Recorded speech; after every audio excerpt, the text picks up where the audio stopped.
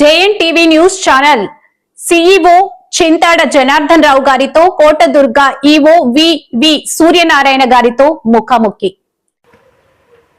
జేఎన్టీవీ news channel CEO Chintada Janardhan Rao గారితో Kotadurga EO వివి సూర్యనారాయణ గారితో ముఖాముఖి. శ్రీ కోటదుర్గ అమ్మవారి దసరా నవరాత్రులను రాష్ట్ర పండుగ గుర్తించామని స్థానిక శాసన సభ్యులు శ్రీ నిమ్మక జయకృష్ణ గారు ప్రభుత్వంను కోరియున్నారు. శ్రీ కోటదుర్గ అమ్మవారి దేవస్థానంను సుమారు 2 కోట్లు దేవాదాయ శాఖ సిజిఎఫ్ నిధులతో అభివృద్ధి చేయుటకు ప్రతిపాదనలు చేయమని స్థానిక శాసన సభ్యులు శ్రీ నిమ్మక జయకృష్ణ గారు ఆదేశములు ఇచ్చి ఉన్నారు.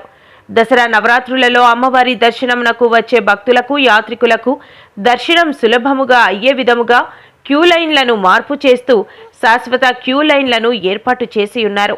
దసరా ఉత్సవములలో జరిగే తిరువీధిలో దక్షిణ సొన్నాయి మేళములు, కోలాటములు, సవర డాన్స్లు, శక్తి వేషములు, బండ్ల వేషములు, అఘోర డాన్స్లు, సాము గారిడి వగైరా ఏర్పాటు చేస్తూ అత్యంత వైభవంగా నిర్వహించి ఉన్నారు. భక్తుల సౌకర్యార్థం ఉన్నతాధికారుల ఆదేశముల ప్రకారం దేవాలయంలో ఆన్లైన్ సేవలు కూడా ప్రారంభించడం జరిగినది. దేవాలయం మొత్తం కూడా సీసీ కెమెరాలు నిఘా కూడా ఏర్పాటు చేయడం జరిగినది. దేవాలయంలో ప్రతి పాయింట్లో కూడా సైన్ బోర్డులు ఏర్పాటు చేస్తూ భక్తులకు దర్శనం సులభతరం అయ్యే విధంగా చర్యలు తీసుకున్నాం. దసరా నవరాత్రులలో దేవాలయం ప్రాంగణంలో దాతలు సహకారంతో అన్నదాన కార్యక్రమాలను నిర్వహించడం జరిగినది. దేవాలయం ముందు భాగంలో భక్తులకు సౌకర్యార్థం శాశ్వత కట్టడములు, రాజగోపురం, అనివేటి మండపములు, పూజా మండపములు, అన్నదాన మండపములు, భోగశాల, కార్యాలయం, waiting halls, Pongal sheds, queue complex, చంటి పిల్లలకు పాలిచ్చే గదులు, మరుగుదొడ్లు వగైరా కట్టడములు చేయుటకు ప్రతిపాదనలు పంపించడం జరిగినది. నమస్కారం సార్, మీ జేఎన్టీవీ నుంచి వచ్చాము. జేఎన్టీవీ news channel CEO Janardhan sir నా పేరు. సూర్యనారాయణ గారు, మీరు 1.5 year అవుతుంది పాలకొండ వచ్చి.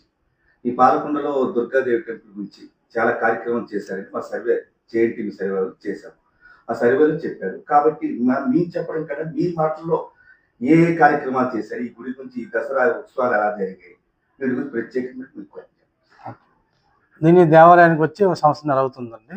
నేను వచ్చిన తర్వాత మొదటి దసరా నవరాత్రుల ముందు వచ్చానండి. ఆ యొక్క నవరాత్రులను కూడా చాలా వైభవంగా చేయడం జరిగింది. దాన్ని పరిగణలో తీసుకొని నెక్స్ట్ వచ్చి దసరా, గత సంవత్సరం జరిగిన దసరా ఉత్సవాల్లో అంతకుముందు జరిగిన ఉత్సవాల్లో లోటుపాట్లను గుర్తించి దానికి అనుగుణంగా గత సంవత్సరం దసరా ఉత్సవాలు చేయడం జరిగింది. దీంట్లో దసరా ఉత్సవాలకి మెయిన్ ఇక్కడ స్థలం అనేది ఇక్కడ తక్కువగా ఉండడం వల్ల ఇరుకు సందుల్లో దర్శనానికి రావడం ఇది అనేది కూడా ఉత్సవాల టైంలో చాలా కంజెస్టెడ్గా ఉండేది.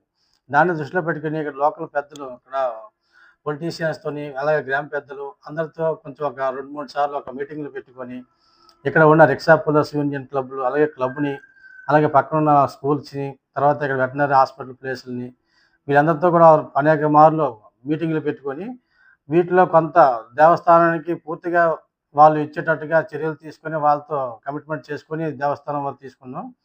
అలాగే అక్కడ పశువుల ఆసుపత్రికి సంబంధించి కూడా కొన్ని ప్రపోజల్స్ పంపించాం. అది వచ్చేంత వరకు కూడా అందరూ తాత్కాలికంగా ఈ యొక్క గత సంవత్సరం ఉత్సవాలకి ఆ స్థలాన్ని వినియోగించడం జరిగింది. అలాగే దేవస్థానంలో ఉన్నతాధికారుల ఆదేశాల మేరకు అలాగే ఎటువంటి షార్ట్ సర్క్యూట్లు కానీ ఎలక్ట్రికల్ ప్రాబ్లమ్స్ కానీ లేకుండా, అలాగే సీసీ కెమెరాస్ కూడా టెంపుల్ ఆవరణ, టెంపుల్ లోపలంతా కూడా 24 hours మెసేజ్ ఉండే విధంగా ఈ యొక్క ప్రాంగణం అంతా కూడా సీసీ కెమెరాస్ ఫుటేజ్తో మొత్తం పెట్టడం జరిగింది. అలాగే దేవాలయం లోపల కూడా ఎటువంటి తొక్కిసలాటలు కూడా జరగకుండా శాశ్వతంగా క్యూ లైన్స్ని కూడా ఏర్పాటు చేయడం జరిగింది.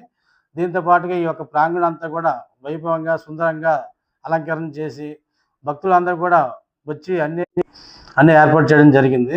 అలాగే మంచినీటి సదుపాయాలకు కూడా ఒక 5-6 పాయింట్లు పెట్టి ఎక్కడ ఏ టైంలో వచ్చినా మంచినీటి సదుపాయం కూడా వాళ్ళకి అందే విధంగా, అలాగే కాళ్ళు కడుక్కునే స్థలాలు, అలాగే కేసు ఖండన స్థలాలు ఇవన్నీ కూడా సైన్ బోర్డ్స్ పెట్టి భక్తులందరికీ ఎటువంటి కన్ఫ్యూజన్ లేకుండా ఈ ప్రాంగణం అంతా కూడా చాలా చక్కగా చేయడం జరిగింది. అలాగే ఈ గత సంవత్సరాన్ని దృష్టిలో పెట్టుకొని రాబోయే దసరా నవరాత్రుల్లో కూడా దీనికంటే ఇంకా మెరుగ్గా చేయడం గురించి అనేక రకాల ఉన్నతాధికారులతో మాట్లాడి ఈ యొక్క ప్రపోజల్స్ కొంచెం పెట్టడం జరిగింది. ఆ ప్రపోజల్స్ ప్రకారంగా నెక్స్ట్ వచ్చే దసరా నవరాత్రులు కూడా వైభవంగా చేస్తాం.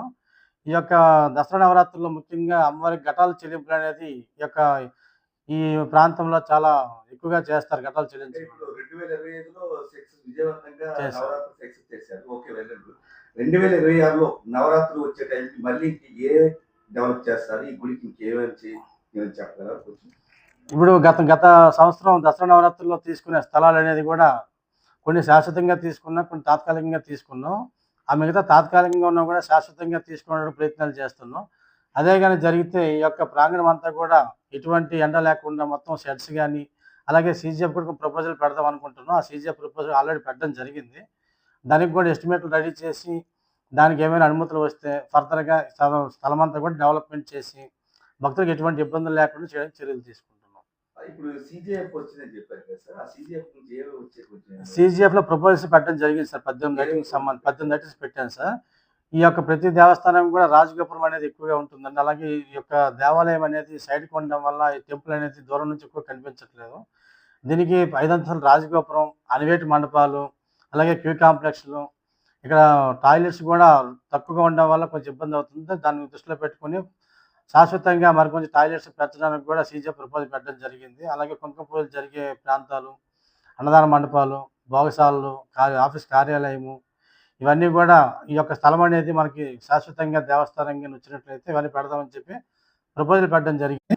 డిఈ గారికి ఈ యొక్క టెంపుల్‌ని పరిశీలించి ఇక్కడ ఏమేమి చేయగలమో వాటికి కూడా ఎస్టిమేట్ తయారు చేసి ఇమ్మని ఇన్‌స్ట్రక్షన్ కూడా ఇవ్వడం జరిగింది ఆర్‌జీసీ గారు.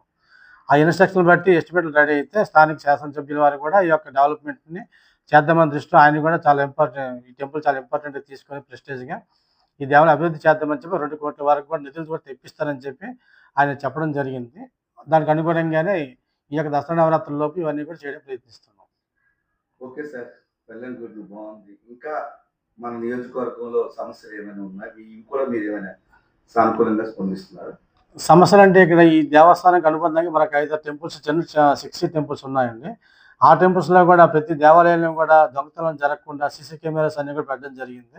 ఎలక్ట్రికల్ కూడా ఎటువంటి ఇబ్బందులు లేకుండా ఏ భక్తులకు కూడా ఎటువంటి దానివల్ల ప్రమాదాలు జరగకుండా ఎలక్ట్రికల్ కూడా సప్లైస్ కూడా చాలా చక్కగా చేయడం జరిగింది. అలాగే దేవాలయం ప్రాంగణం కూడా శానిటేషన్ ఎప్పటికప్పుడు శానిటైజింగ్, క్లీనింగు, అలాగే భక్తులకు కూడా మంచి వస్త్రధారణ కూడా చేసుకొని పూజలు నిర్వహించమని చెప్పడం జరిగింది. ఆ విధంగా అన్ని దేవాలయాలను కూడా వచ్చిన భక్తులకు ఎటువంటి ఇబ్బందులు లేకుండా కూడా అన్ని కార్యక్రమాలు చేస్తూ పూజలు కూడా చక్కగా జరిగే విధంగా చర్యలు తీసుకుంటున్నాం. Okay sir. ఈవో గారు చాలా మా జేఈటీవీకి చాలా సానుకూలంగా చెప్పినందుకు ధన్యవాదాలు.